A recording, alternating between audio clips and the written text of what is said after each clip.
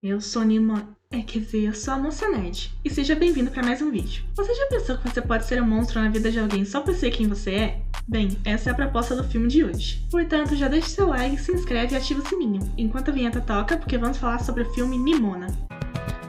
E aí, nerds, espero que vocês estejam bem, e hoje nós vamos falar sobre Nimona. Nimona é um filme de animação de 2023, baseado no webcomic do mesmo nome, de N.D. Stevenson. O filme foi anunciado em 2015 pela Blue Sky Studios, uma subsidiária da 20th Century Fox, e tinha a data de lançamento prevista para 2022. Porém, em 2019, o estúdio foi comprado pela Disney, que fechou a Blue Sky em 2021, quando o filme estava cerca de 75% completo. A Disney alegou que fez isso para cortar custos com o fechamento dos estúdios e parques de diversões por causa da pandemia de Covid-19. No entanto, essa declaração não impediu muitos portais de notícias e até mesmo animadores de especularem que a verdadeira razão do fechamento foi o conteúdo do filme, que teria um relacionamento homoafetivo e um beijo gay na tela. Então o fechamento do estúdio seria uma forma de censura homofóbica. Mas até onde eu sei, tudo isso não passa de suposição sem fundamento. Mas esse não é um vídeo sobre polêmica, eu não tô dando opinião nenhuma sobre isso, só tô comentando pra contextualizar o filme, ok? Enfim, depois que a Blue Sky fechou, o filme foi transferido para Annapurna Studios, que terminou o restante do trabalho necessário e o filme estreou na Netflix em 2023. O filme conta a história de Ballister Coração Bravo, um valente homem que deseja se tornar um cavaleiro, apesar de não ser um nobre. Ele é incriminado do assassinato da rainha de seu reino, o levando a fugir e viver em exílio até que consiga limpar seu nome. Ele chama a atenção da transmorfa Nimona, uma criatura singular que tem o poder de mudar a sua forma e se transformar em qualquer pessoa ou animal que quiser. Juntos, Ballister e Nimona embarcam em uma jornada para desmantelar o sistema corrupto da instituição dos cavaleiros, que controla todo o reino e impede que qualquer pessoa ultrapasse a barreira que separa o reino da floresta e dos monstros perigosos que supostamente vivem lá. Esse filme é divertido e impactante, com uma história de fundo profunda, apesar de corrida em alguns pontos. Mas mesmo com uma trama mais explicada em alguns pontos, aqui e ali, ela ainda consegue trazer reflexões bem pertinentes. Para começar, a própria construção de mundo do filme não é por acaso. A história se passa num mundo semelhante à Idade Média, mas com tecnologia e modo de vida modernos. Assim, é um mundo onde cavaleiros medievais e servos e senhores feudais convivem com televisão, fast food, metrô e outros objetos do dia de hoje. É um filme do gênero steampunk, um subgênero da ficção científica que descreve sociedades passadas com tecnologias modernas e como isso se desenrolaria. Ou seja, se trata de histórias com tecnologia moderna, mas com cultura e moral do passado. E o interessante desse subgênero, pra mim pelo menos a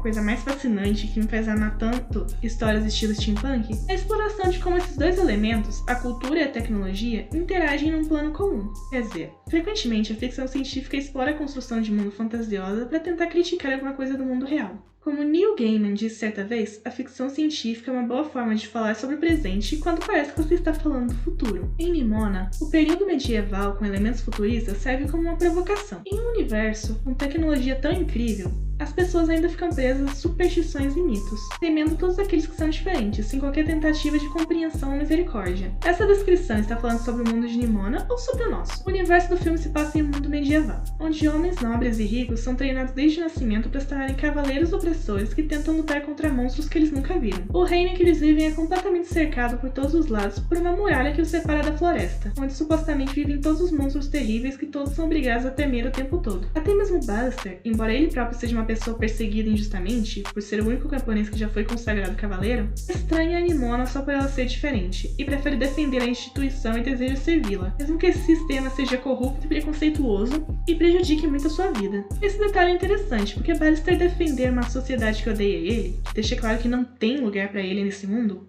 sugere que a sociedade é tão manipuladora que consegue oprimir as pessoas e ainda fazer esses oprimidos defender a própria sociedade. Na sociologia, esse é um problema que pode ser explicado pela dialética hegeliana, ou seja, se o governo cria um problema, a existência de monstros, por exemplo, o governo também cria a solução desses problemas, ou seja, uma frota de pessoas armadas que irão matar qualquer um desses supostos monstros. Daí esse ciclo continua ad infinitum, criando um ciclo autoritário que causa medo e histeria nas pessoas, onde todos não só aceitam serem restringidos por esses grupos de poderosos, como também defendem a necessidade dessa intervenção para se livrarem dos monstros. Monstros esses que o filme deixa bem claro que não existem. Ballister e Nimona são pessoas que são diferentes do que a norma estabelecida pela instituição da civilização, e por isso eles são bestializados, transformados em monstros. Eles são contra as regras, mas não são maus no sentido de praticar nenhuma maldade. Eles são apenas pessoas comuns que não se encaixam, e são levados a fazer algumas coisas imorais porque são sozinhos. no mundo e são obrigados a aprender a sobreviver vivendo sozinhos, lutando contra as expectativas da sociedade que dizem que eles não têm lugar. E aí que entra a pergunta que eu fiz lá no começo do vídeo. Você já pensou que você pode ser um monstro na vida de alguém só por ser quem você é? A sociedade demoniza as pessoas que são diferentes, infelizmente. Isso tá em toda a história do mundo. Pense, por exemplo, com os judeus na Alemanha nazista ou os negros durante o período de segregação dos Estados Unidos. O próprio filme parece traçar um paralelo específico entre as pessoas que desobedecem à instituição com pessoas queer. Alistair é um homossexual que namora Ouro Pelvis, outro cavaleiro. A própria Nimona mudar de forma, inclusive podendo mudar seu próprio gênero, é visto como por muitos espectadores e críticos como metáfora sobre ser transgênero, e alguns até mesmo chamam a atenção sobre o criador da história em quadrinhos original, N.D. Stevenson, que é transgênero também.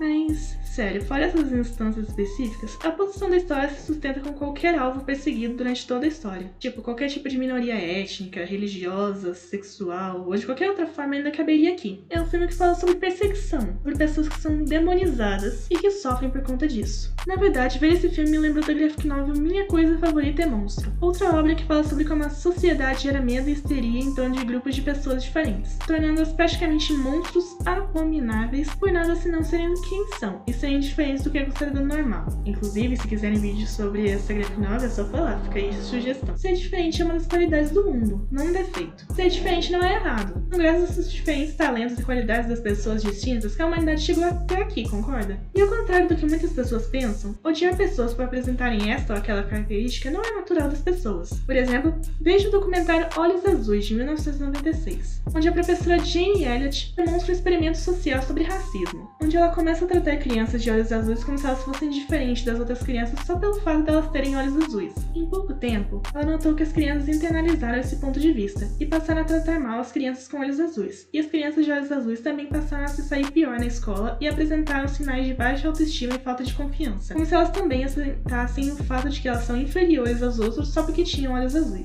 Esse documentário extremamente impactante sugere que toda forma de discriminação é ensinado e não é natural. O estado natural das pessoas é aceitar essas características, não desprezá-las ou temê-las. Esse ponto de vista também aparece no filme através do flashback do passado da Nimona. 1000 anos antes do tempo do filme, Nimona tinha uma melhor amiga chamada Glorit, que aceitava como ela era, até que os seus pais descobrirem sobre essa amizade e afastam Glorit por medo do que Nimona é. Sucumbindo à pressão que a sua família realiza, Glorit se torna tão preconceituosa quanto todos ao seu redor, aprendendo esse comportamento e repetindo as ações de todos ao seu redor. Ela se volta contra Nimona e se torna a inspiração de uma história mitológica que é transmitida através do tempo no reino. Nessa história mutilada, com os fatos modificados, a Glorit se torna uma espécie de deusa, toda poderosa, que expulsa um monstro terrível das suas terras, salvando a vida das pessoas. E essa história baseada em uma mentira se torna uma espécie de mito que influencia a sociedade que vem depois. A crença em monstros leva a preocupação constante com a própria segurança, que afeta todas as facetas da sociedade. A moral se desenvolve em torno de perseguir esses monstros. A tecnologia evolui com o objetivo de tornar mais fácil matar esses monstros. Até mesmo o sistema político se torna uma máquina de disseminar essas ideias, perpetuando esse ponto de vista para um povo que não sabe nada melhor, e que morre de medo de ter a sua vida ameaçada pelos supostos monstros. E eles não têm noção de que estão sendo manipulados. Talvez seja difícil entender a ligação entre tudo, que pode parecer muito frágil para ser real. Muito especulativo, eu acho. Mas esse único elemento cultural, que é a adoração a Glorit, e é esse mito de ter matado um monstro perigoso, edifica toda a sociedade ao redor. É um dos pilares da sociedade do filme. E tudo por causa de um mal entendido, um comportamento ensinado. A política, a cultura, o entretenimento, cada faceta desse mundo é moldada nessa mesma premissa, criando uma sociedade projetada para disseminar esse ódio. E essa é a crítica que é pertinente no filme. Que a sociedade e as tradições são máquinas de propaganda, e o ódio que elas proliferam é desumanizador para pessoas de um grupo específico, e a sociedade busca manter sempre o status quo para sempre. Dessa forma, o objetivo do filme é claramente provocar uma reação sobre como a sociedade, baseada em ideais desatualizados, ideais que talvez possam até mesmo ser mais velhos que a própria instituição que dissemina, passa para a sociedade futura essa desumanização de um certo grupo que não é diferente de mim e de você, que transforma homens em monstros para serem perseguidos quando não são culpados de nada além de ser quem eles são. E enquanto não aprendemos a notar essa manipulação e entender como os preconceitos da sociedade são formados e aprendermos a tolerância, nunca iremos mudar. Mas e aí, o que você achou dessa análise? Você já viu esse filme? Ou ficou com vontade de ver depois desse filme? Me conta aí nos comentários. Eu espero que você tenha gostado de assistir esse vídeo. Muito obrigada por assistir até aqui. Se você gostou, deixa o seu like, se inscreva e ativa o sininho. Sai vídeo todo domingo às 10 horas da manhã, não esquece, marca aí no seu calendário. E se você quiser me dar uma força, me segue nas minhas redes sociais. Muito obrigada de novo por assistir até aqui. Eu acho que a gente se vê semana que vem. Tchau!